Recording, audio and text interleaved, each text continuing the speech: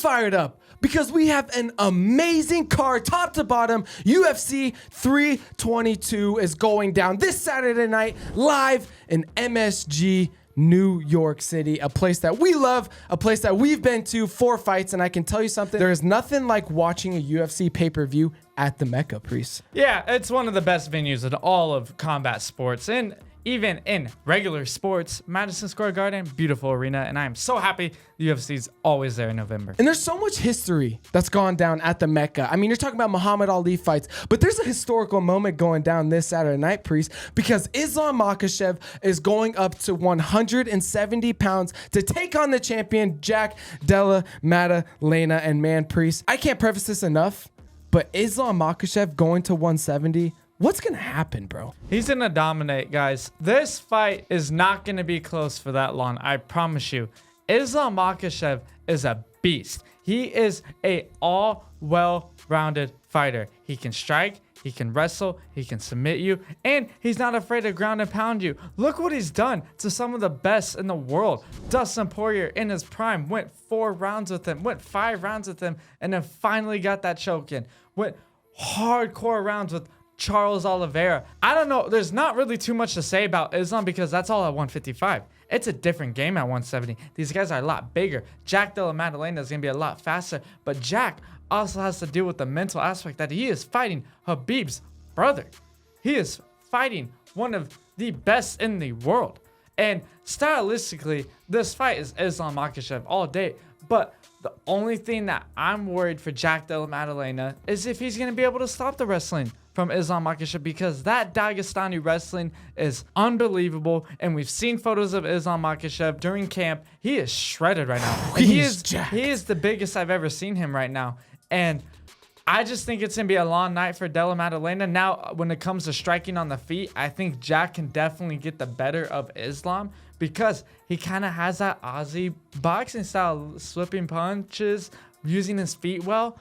But I don't know if he's going to be able to stop the takedown defense from Islam Makhachev, one of the best in the world. Shout out to creatine for making Islam make 170 pounds. I'm actually interested about creatine because it literally, you fill your muscles up with so much water. I wonder how it's going to help him or not help him in the weight cut. But I guess the question is, Priest, is can Islam dominate 2 divisions? And I think yes, in every other case but 170.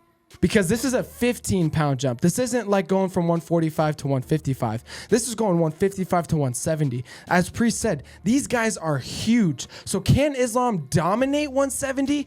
I don't think so. He's dominated 155 in the past, but this 170-pound division is full of killers and full of studs. But I do think Islam Makhachev will be a 2-division champion. Another person going for a 2-division title is in the co-main event. Valentina Shevchenko is hosting Zhang Weili to the 125-pound division, where Zhang Weili looks to be the next 2-division UFC champion. Priest, can Valentina actually beat Zhang Weili? Oh, is that even a question?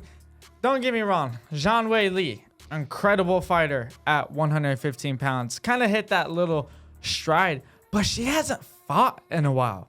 This is a hard fight for her against Valentina Shevchenko. Valentina Shevchenko just defended her belt in May and looked incredibly. She looked like the old Valentina Shevchenko. And whenever that Valentina Shevchenko shows up and fights, it's going to be a long night. You guys see these perfect teeth right here on me? I don't go a single day without training with my Impact mouth guard in the gym, baby. Best in the game, trusted by Golden Gloves Promotion, trusted by USA Boxing, USA Kickboxing. These guys are the real deal. And my personal favorite are these quick fit mouth guards. All you got to do is put them in boiling water, put it in your mouth, and you are ready to train starting at $29. So next time you're training and you want to have beautiful teeth and keep these things straight, go to impactmouthguards.com. Get yours now. They got custom ones. They got nighttime ones. They got these quick fits right here. All the options in the world. So tune in with the best Impact mouth guards. Now, Zhang Weili, I'm not too worried about the size because they're almost the same height and almost the same weight. The size issue is not going to be that big of an advantage for Valentina Shevchenko. It's going to be the quickness and the speed. Look what Zhang Weili struggles with. quickness and speed. When Rose was on her bicycle in that fight, she knocked her out. When the second time they fought back at Madison Square Garden, Rose is a little bit more active, a little bit more fast-paced, a little bit almost too much pressure for Zhang Weili, and she struggles with that pressure. And Valentina Shevchenko is really good at mixing it up, going to the head, digging to the body, and throwing everything into each punch and being the aggressive one. So I'm rocking with Valentina Shevchenko. I ultimately believe she's going to win by finish. Whoo! And there's a lot to make about Valentina Shevchenko being a crotch sniffer or being a boring fighter, as she fought Alexa Grasso in that last fight and took her down every single round. And the ability to hold Alexa Grasso down. This is a girl that we've grappled personally. Yeah, and she is kicks strong. my booty She is, every time. Yeah, she is strong. She is physical. She makes you work. So for Valentina Shevchenko to hold Alexa Grasso down for 5 rounds like she did just shows the evolution in her game. She's been able to really be an effective striker, but also be able to show that she can change levels and get to the legs. So I'm interested to see how Zhang Weili defends those takedowns once they come. But on the feet, this is a terrific fight. This is a legacy fight. This is a fight that I truthfully believe will determine who may be the greatest women's fighter of all time. Maybe. Amanda Nunes is still there. She might be coming back against Kayla Harrison, but definitely a super fight and a very, very fun fight. But Priest, we got a banger fight coming in after.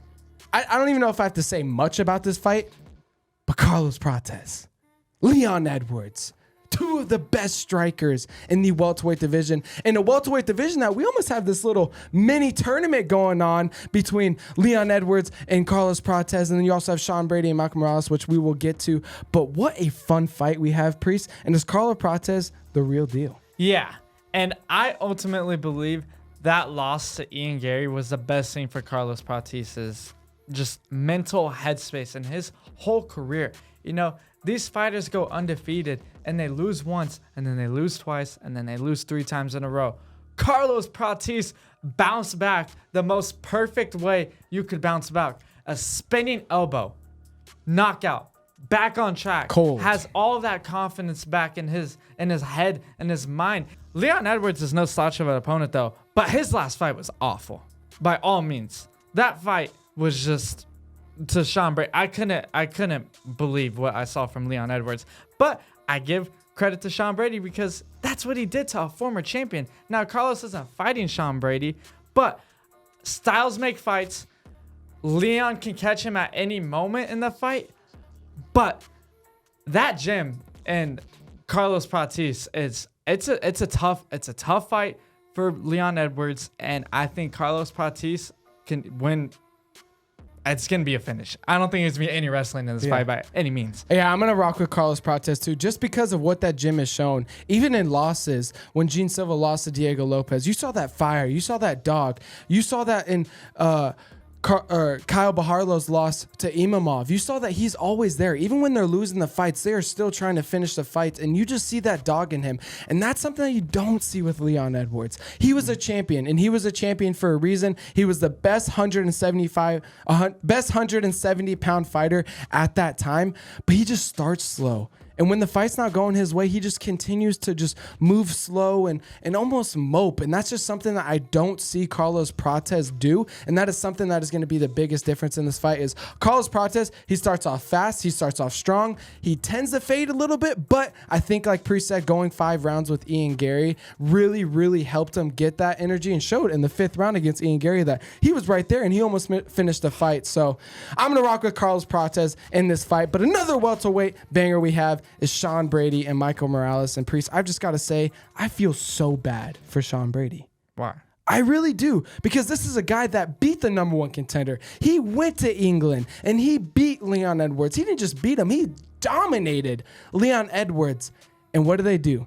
They give him a young, hungry, undefeated guy coming off a finish in Michael Morales. So I feel bad for Sean Brady. Can Sean Brady get it done? Yes. But is Michael Morales the next welterweight champion? Michael Morales is a G. A G. There is not much to say about him. He walks with the swagger, he fights with the swagger, and he talks with swagger. And I think Sean Brady only has a great chance to win this fight by wrestling. You're telling me that he's going to go out there at Madison Square Garden and outstrike a striker? Yeah, right. Sean Brady has 1% chance to win this fight, and that is on the ground. Now, Michael Morales has beaten Gilbert Burns, so he's beat a former person who's fought for the belt, who is one of the best 170-pound fighters in the world. But Michael Morales is just a G. I can't say enough. He has power, and those Ecuadorians, man, they hit hard. And I something in my brain I can't process the fact that Sean Brady can stand with him on the feet. And look for a finish by Michael Morales. Is that where you're going? Michael Morales by finish? Michael Morales by finish. I got to rock with my guy, Sean Brady. I mean, this is a guy that has continually said yes to every opponent he's had. He said yes to Ian Gary in the main event. He said yes to Michael Morales, an undefeated, hungry guy coming off a KO in Gilbert Burns. He has said yes to every single fight that he has been offered. And once again, he's going to show why he does not care. He will go through every single person in the top 5 to get that title shot. And I think he just has levels. I think Michael Morales is a terrific fighter, but almost like Carlos Prates, he's going to need a fight to kind of not humble himself, because I don't think he's arrogant. I don't think he's cocky, but just kind of bring him down a little bit and get him out of that, okay, I'm unbeatable, I'm untouchable. But to continuously progress, you have to have these fights that are like that. And so I'm gonna rock with Sean Brady just because of that. And he's an hour from Philadelphia, where he is from. That place is gonna be packed out with Sean Brady fans. So I'm rocking with Sean Brady. I don't know. Much to say. I just, Priest didn't expect that. No, I'm seeing a lot of RDR in Sean Brady right now. You know, winning That's a lot a of bold statement. winning a lot of fights. You know, kind of just right there, thinking you're next for the line, and next thing you know, you're not in line for the title shot. It becomes mental at this point, and he's been through camps, and I don't know. There's just something about confidence, and Michael Morales is walking with confidence that Sean Brady doesn't have. Bold call there, Cotton. But it's time to go to the pay-per-view opener. No need to say who's even in this fight, but Benoit Saint Denis is taking on Beneil Dariush. A great fight. Terrific fight in the 155-pound lightweight division. I mean, Benoit Saint Denis is coming off a incredible win at home in Paris against Ruffy, but he's got a tough fight. And Beneil Dariush looked pretty damn good against Renato Moicano in their last fight. So, Priest, is this the start of a Beneil Dariush that actually finally makes it to the title picture? Man, this fight is as 50-50 as it can get. From an average fan, and my go-to moment in this fight is, who wants it more? Who is going to want this fight more? Because this is a pivotal fight for both of these guys in their careers.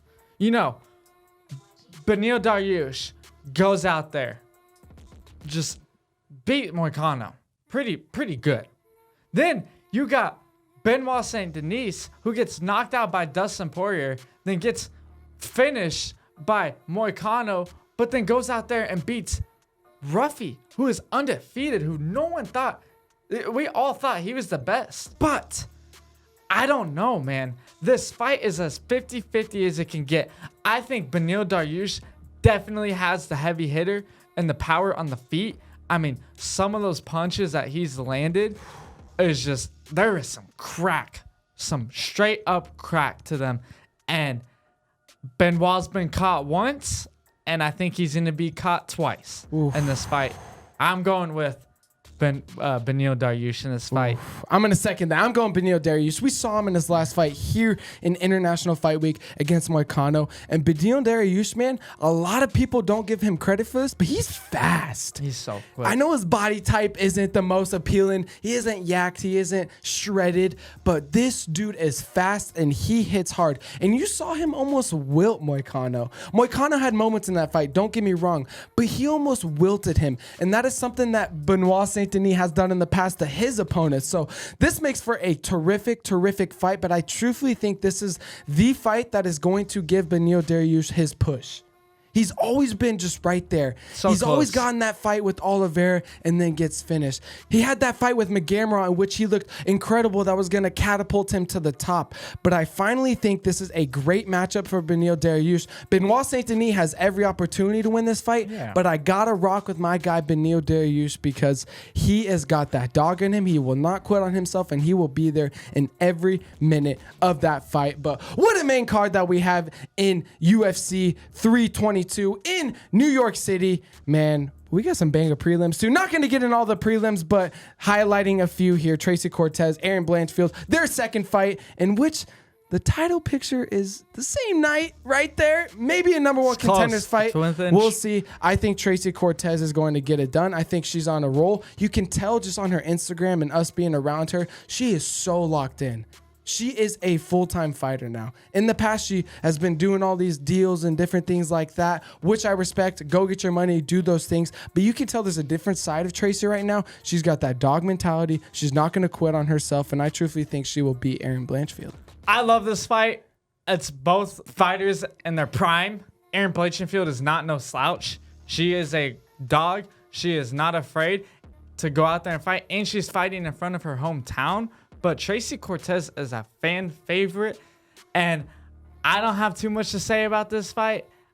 May the best woman win. I'm leaving it at that. Ooh, Priest isn't giving a pick on this one. I'm not giving a pick on this one. I can't. I don't want to. I like both girls, but I don't know. I can't get a. You guys can't get a Mystic Priest for this one. No Mystic Priest on this one, but maybe we'll try it with this one because I got two words. Malcolm Wellmaker, one of the most highly and talented prospects in the 135-pound division. A guy that we got to have an amazing conversation with. Go check it out. Go check out our episode with Malcolm Wellmaker. But this is a guy that believes. When we were talking about the Merab and Corey Sandhagen fight, we asked him, little fun prediction on if he fought Merab, and he said first round KO. Didn't even flinch. Love it. Didn't even flinch. This is a guy that has so much belief in himself. And this is a guy that's older. Don't get me wrong. He's not young. He's not one of these young up-and-coming guys whose head are big. He knows how good he is, and he knows all the years that he's put into this, which has only been 8, by the way. All the years he's put into this fight, and I truthfully believe we're going to see a great performance once again from him. I'll tell you guys what. You guys can get a Mystic Priest for this one. Malcolm Wellmaker by KO. I'm going out there and saying that. And it's what I was saying about Michael Morales. Confidence, swagger, belief. The only thing that I want Malcolm to know is just go out there and fight. Don't go out there and fight for the fans. Don't go chase that finish. Let it come. Let it naturally come. Because the moment you start trying too hard in sports, that's the moment you mess up. The moment you start chasing for that finish, that's when you get caught. So don't chase the finish. Go out there. If it takes you 3 rounds and it's a slug out fight, so be it. You hold your chin up high. You went toe to toe. But I don't know. That check right hook is mean. It's nasty. 2 back-to-back knockouts with the same punch is absolutely insane. Could possibly see 3 back-to-back knockouts. But the guy who he's fighting is no joke. It's a tough fight for him. But Malcolm Wellmaker all the way. By KO. What an amazing card we have. UFC 322. Be sure to tap in. Buy that pay-per-view. It will not disappoint. But let us know in the comments what you guys thought about our picks. We had a lot of them out there. But specifically in the main event, is Islam Makhachev ready to be a 170-pound champion? A 2-time champion at that? Or Jack Della Maddalena, the real deal?